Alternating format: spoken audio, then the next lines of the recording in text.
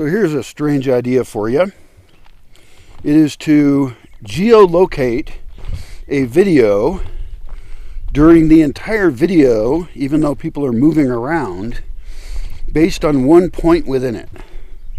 Now I guess that would only work on a non-edited video, but let's say I'm walking along some train tracks, right? And at one point in the video, I'm rambling like I do, and at one point in the video, I show a railway marker sign, and I know where that railway marker sign is, and so I can say, at this point in the video, this spot is geolocated. Well, it seems like you could then analyze the rest of the video, and based on the motion and the background moving by, you can estimate the motion of where the person's going. You should be able to calculate the entire path of that whole video and have it show up on a map. So you could actually click on, this could be done for thousands of my videos, where you could actually see different trails I take based on a starting point. That would be really cool and better than a GPS for, like, let's say you're going to explore a new trail. Well, you start at the known trailhead and then you go off on the unknown trail, and now you've got video documentation of various features along it.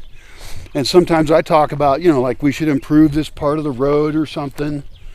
No, it's not that bad, but or where this tree is going to fall on the road, we might as well cut it down now before it does, because it's going to be annoying when it suddenly falls down by surprise.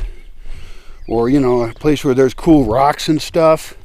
There's a whole area near me where there's some badlands, and I went in there with a guy once as a guide. It was really cool, and I didn't video that. This was a long time ago. I didn't even have a video camera, but he showed me all sorts of cool shit in there. And if I had videoed all that, then I would have a better map of it. I think I had a GPS, and I did GPS it. Somewhere I've got those files. Because I don't know where the spots we went to are. Like, he showed me a rock that you can hit with a big rock, You can hit it with another small rock, and it sounds like it's metal and it's hollow. And I bonked on other rocks near it that were big, and they didn't do that. So it's this bizarrely weird rock. And that's stuck in my head for years. Like, I need an explanation for that. What the hell is it? And is it hollow? It could be. Because of some volcanic shit or something. I just don't know. And he also had legends about places he showed me, and how there's this one cliff face that supposedly is 3 monkeys that come to life at one part of the year or something.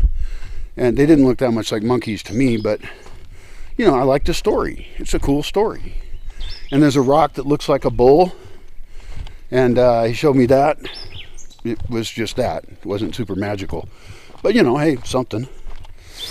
And so I can imagine a lot of uses for that. Or like if you were going out mushroom hunting, and yeah, you could take your GPS and GPS each spot, but this simple idea of geolocating an entire video based on the location of one tiny part of it could be very useful. Especially if you're designing virtual environments that you can wander through, and you can actually scroll in time. And let's say you were at a small festival, right? Or a big one. And then a bunch of people were recording videos of their experience there. It was a very photo-friendly environment. Not all of them are, but in this case it would be in places that were photo-friendly. And then you could actually go to that festival, and you could track a location, and you could see things that happened at that location as people passed through it. Or you could decide to follow a camera based on who is with the camera, that it's extra entertaining or something. And you would create multiple videos and shows all connected in a virtual space that's actually built on a real space. And for privacy, if you needed to, you could shift all the geo-tags to some other location. You could shift them all by a certain amount. You could place it in the ocean. You could place it in a desert. wherever you want. You could overlay it, and people could actually go to that place and walk around and see. They could scroll through time. They could time travel and see the things that have happened in that place in the past. And they could set, limits on what date range and stuff. That would be pretty amazing.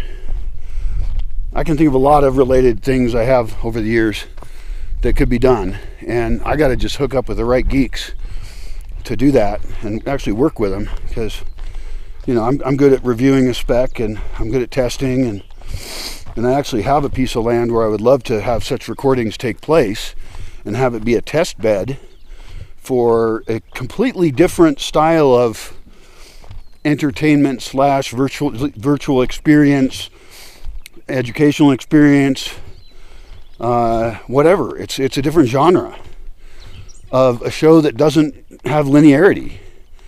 It has many threads within it, many time threads within it. It'd be pretty trippy.